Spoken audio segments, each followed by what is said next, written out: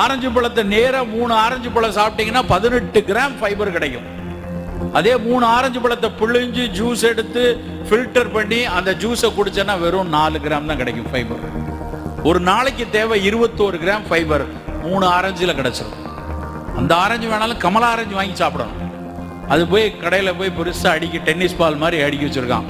அந்த வெளிநாட்டு கமலா ஆரஞ்சு கொடுப்பா அப்படிங்க. கமலாவுக்கும் அதுக்கும் சம்மந்தமே கிடையாது.